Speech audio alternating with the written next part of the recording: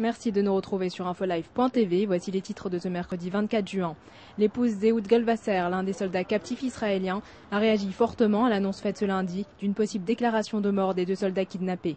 Après avoir reçu les informations des services de renseignement et juste avant que ne soit peut-être conclu un accord d'échange avec le Hezbollah, le rabbin militaire, le général Avironeski, a débuté un processus d'examen et décidera s'il faut déclarer Ehud Regev et Dad Golvasser, soldats disparus, dont le lieu de sépulture est inconnu.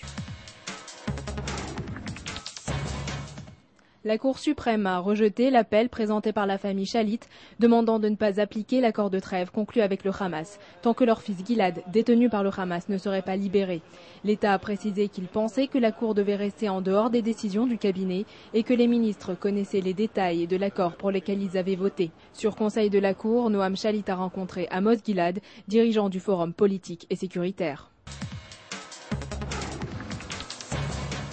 Un obus de mortier tiré depuis la bande de Gaza est tombé hier sur le Negev occidental. Le projectile qui s'est abattu dans un terrain vague près des habitations n'a fait aucune victime ni dégâts matériels. Cet incident constitue la première faille dans l'accord de trêve entre Israël et le Hamas. Selon l'Égypte, médiateur de cet accord, Israël était supposé alléger les restrictions et ouvrir les points de passage de Karni et Soufa afin de permettre un plus large ravitaillement.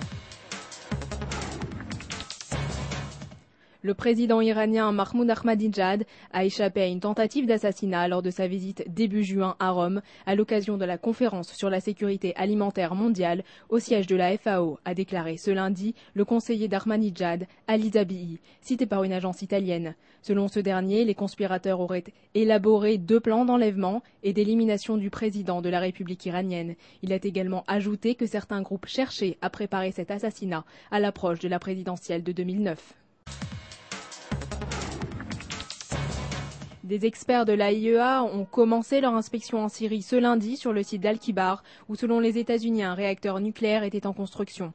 En effet, la Syrie avait été placée sur la liste de pays à contrôler après avoir reçu des clichés pris par les services secrets américains sur lesquels serait apparu un réacteur nucléaire. La Syrie, qui dément l'existence de ce programme, affirme qu'un simple bâtiment militaire était en construction sur ce site lorsqu'il a été bombardé en septembre par l'aviation israélienne. Quelques mots d'économie pour finir. L'euro a progressé vendredi, finissant la semaine en légère baisse face au dollar. La valeur d'un euro était d'1,56 $ contre 1,54 $. Le billet vert a également progressé face au yen vendredi soir.